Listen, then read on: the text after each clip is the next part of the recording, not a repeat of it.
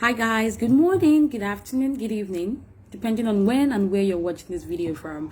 I just want to share something quickly before I dash out for my meeting, and I hope you enjoy this. Right, I think it gives context to why I am always advocating for women and young girls specifically to take charge of their life and tell them that they actually have the power to do that. Because when I was growing up, I want to give you, a background history about myself. When I was growing up, I grew up in Nigeria in a predominantly Igbo neighborhood, just to give you context from where I'm coming from. And I learned to kind of associate men with a better life. I learned to associate men with checks, with money, with entry into a better livelihood. So if I wanted to have this career, if I wanted to buy this bag, whatever it is that I wanted, I had to get a man to do that before I was able to do it. So that was something I learned. And I don't know whether this was learned through the media or just the way my aunt related with people, because I had this aunt who I was really close with, and whenever she would go out, she would take me along. It didn't matter whether we're just going to buy meat pie, there'll be a guy buying it there. It didn't matter if we're going to swim, there'll be a guy, sponsoring that.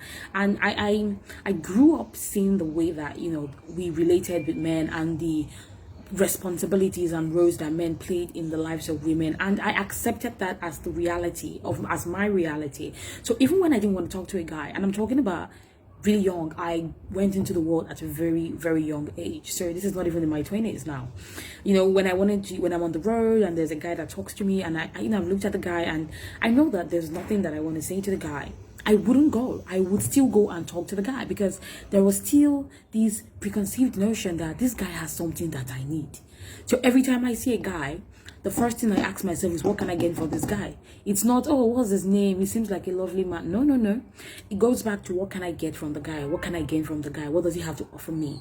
Because these men are not human beings, in quotes, to me. They are just checks. They are just bags. Secure the bag, and that's the man. I'm trying to secure that man. And it took a lot for me to unlearn that. It is a conditioning where they tell women that they're going to be rescued from men. It is a deep conditioning that even career women, they have this belief. It is so deeply rooted, because it goes back to the man is the head and the man should take care of you. So you don't even know when you infuse this into your own reality. So I'm going to give you a very simple example. Like when you talk to your friend, like, I don't have money, I'm broke. And the first thing she asks you is, how far your guy now? You don't get guy. Or things are hard. That's how you don't get any guy where they support you. It seems very harmless. It seems like, just banter now as babes. But that is the preconceived notion that if you want to get anywhere, there has to be the support of the man there. So when I grew up seeing men in that light. And it took me a lot, like I said, to unlearn it. So during the unlearning process, let's say I'm walking on the road and a guy approaches me, and let me use an example. So maybe this guy is now the image of the one that I like to call my magas, because back then we had the magas and all of that. Story for another day. And the type of men that I would like to be my magas, in quotes, were not young guys. I liked older men.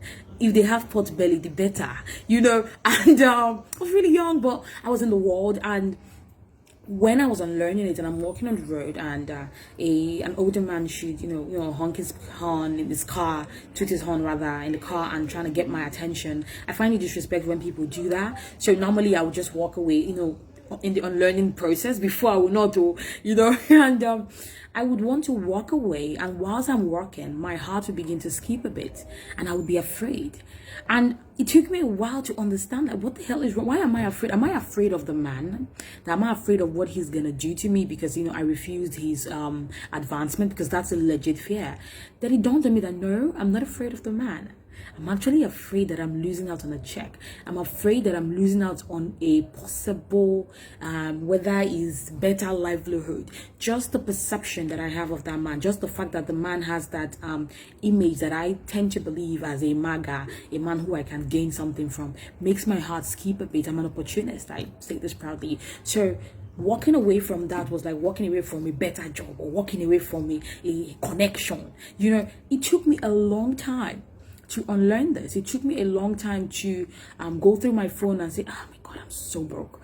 And go through my phone and be like, no, I'm not going to start calling any guy that's been toasting me to give me money. I'm going to go work. I'm going to go call out all those my clients that owe me. It took me a long time to do that.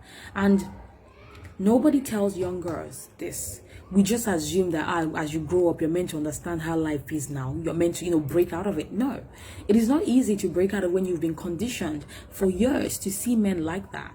And what this does, again, I don't really want to talk about the guys, but I want to just bring this here, that it dehumanizes men to the extent where you don't even care if the person that you're with has a soul, has a life, whether it's kind, nothing.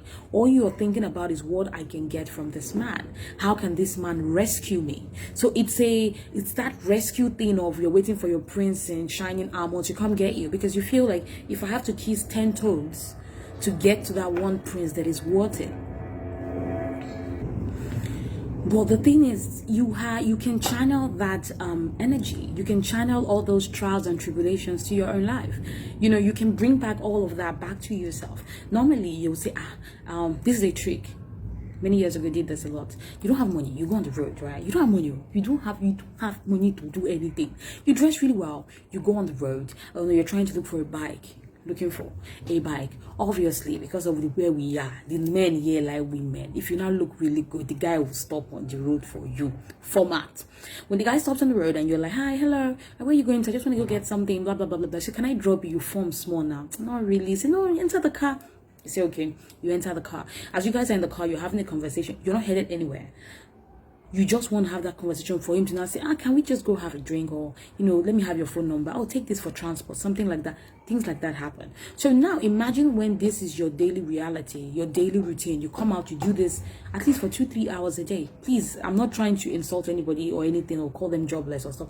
This happens very often. It is very normal. So you're doing this 2-3 hours a day because in your mind you're hustling and you're trying to meet the right connect. Imagine if you channel that 2-3 hours into your own life, into your own form of self-improvement, into looking for the bags for your own self, as opposed to looking to get it through someone else. Because proximity to power isn't always power. You still have to wait for that person. You still have to check the mood of the person to make sure that they're in the right frame of mind to even listen to you. So this is just a simple, I wanted to make this very short. It's just a very simple video to let women know that I know that they have told us and they have conditioned us to believe that, sorry, I had to pause it, someone downstairs. So they have conditioned us to believe that a man is coming to rescue you. That it doesn't even matter how independent you are. It doesn't matter how much money you have. Whether you're a hustler or something like that, you must have one guy as a backup plan. Or when you see someone who has a boutique or whatever it is, the assumption is that she sleep with man to get to where she get to. Because it is just a prerequisite for greatness as a woman. It's not true. It is not true at all. Is it hard? Yes. It's hard because it's very easy to just go through your phone and call all the guys that are twisting you and get things from them. It's very easy to stand on the road and hope that, one fine guy will try and give you a ride. It is very easy to do that. The hard thing is saying, no, I'm not going to do that. I'm going to channel all of that energy to myself. I'm going to go through the consequences. Because right now, when you're saying, I don't want you to sleep with me, I don't want to talk to you, I don't need your attention for me to get what I want, it makes it harder. Because in as much as I'm going to tell you that you should channel that energy towards yourself, I'm not going to lie to you and say, okay, because now you're turning it towards yourself, everybody will now want to glue you. It's a lie. Men are going to make it very hard for you. They're going to make life difficult for you because they know that they're not going to get anything from you. So you need to understand that it's not easy, but it is worth it. Because now you're no longer outsourcing your life. You're no longer outsourcing your happiness, your greatness, your success. You know that if you work hard, you're going to get you where you want to get you. It might take longer, but you're still going to get there. So it's just a very short message just for the young girls out there who have been conditioned. You might not even know. Like I say, no one told me like this is how men are meant to be. It was just a subconscious thing learned through the movies and through the way that I see people relate with men, that I assumed that that's the role that a man has to play in my life, that I have to outsource, that I have to be rescued from someone. You don't have to. Rescue yourself. You are the one that can rescue yourself. You're the one that can give yourself every single thing that you desire without anyone haunting you at the back and telling you that you need to give me something back. You don't have to do that.